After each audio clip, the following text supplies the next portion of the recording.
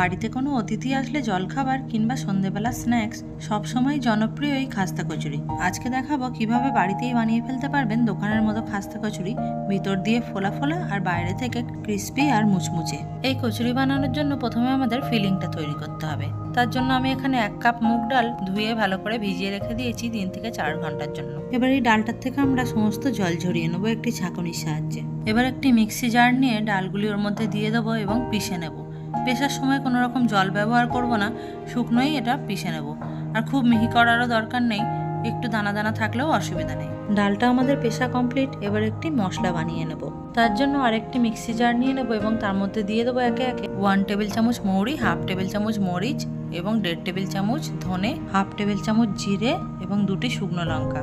এবার এই সমস্ত উপকরণগুলি আমরা পিষে নেব। খুব মিহি করে পিষবো না, এটাও আমরা একটু দানা দানা রেখে দেবো। পুর বানানোর জন্য সমস্ত কিছু আমাদের রেডি করা হয়ে গিয়েছে। এবার গ্যাসে একটি কড়াই বসিয়ে তার মধ্যে দিয়ে দেবো কিছু রিফাইন্ড অয়েল। এবার তেলটা গরম হলে এর মধ্যে দিয়ে দেবো হিং এবং গুঁড়ো করে রাখা মশলা।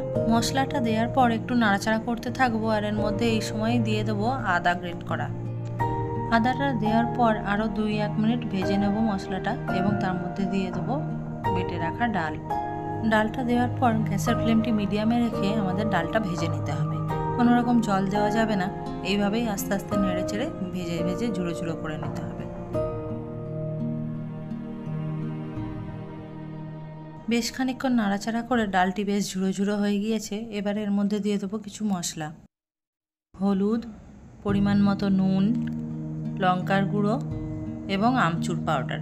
আমচুর পাউডারটা খুবই জরুরি। এটা যদি একান্তই আপনার কাছে না থাকে তাহলে ডাল যখন পিষবেন তার সঙ্গে একটু তেঁতুল পিষে নেবেন, তাহলেও হবে। নাড়াচাড়া করতে করতে পুরটি আমার তৈরি হয়ে গেছে। বেশ ঝরঝরে তৈরি হয়েছে, দেখুন কোনো রকম কোনো ডেলা নেই এর মধ্যে। এবার এটি আমরা অন্য পাত্রে ট্রান্সফার করে নেব।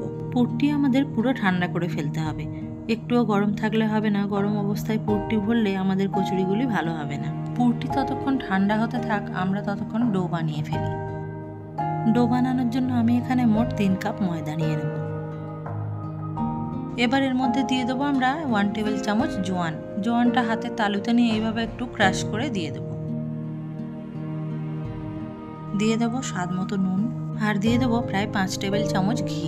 ঘিয়ের পরিবর্তে রিফাইন্ড তেল বা ডালডাও ব্যবহার করতে পারেন, তবে মচমচে তো হবে, খাস্তা হবে, তবে টেস্ট অত ভালো হবে না।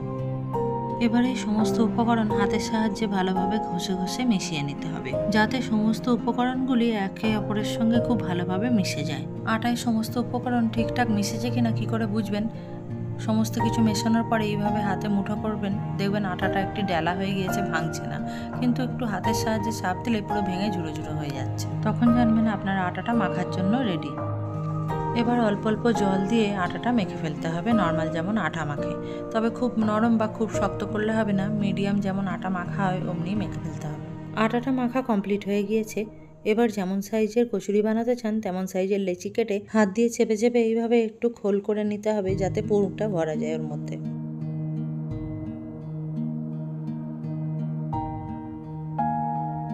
ডোটা আমার রেডি। এবার এর মধ্যে পুর ভরে নেব। পুরটা ভরার সময় চেপে চেপে যতটা ধরবে ততটা পুর ভরে নিতে হবে, যাতে এই ডোটা মোড়ার পরে পুরো টাইট হয়ে যায়। ভিতর থেকে পুরো টাইট না হলে কোনো রকম হাওয়া থেকে থাকলে তাহলে এটি ভাজার সময় ফেটে যাওয়ার চান্স থাকবে।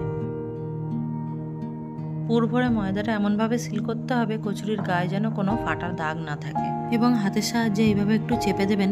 এর ফলে কি হবে, পুরটা চারিদিকে ছড়িয়ে যাবে। এইভাবে আমি সমস্ত কচুরিগুলি গড়ে নেব।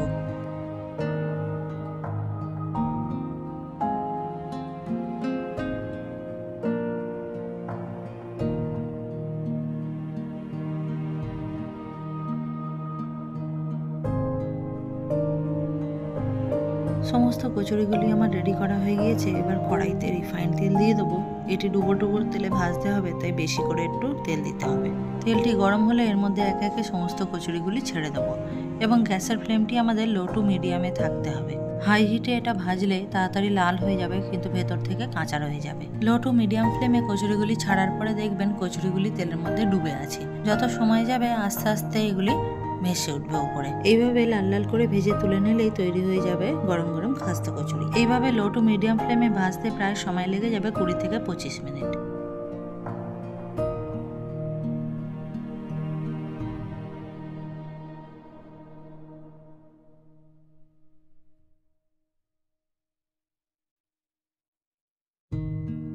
সমস্ত কচুরি আমার বানানো কমপ্লিট। পরিবেশন করুন এই গরম গরম খাস্তা কচুরি আর সঙ্গে তেঁতুলের চাটনি।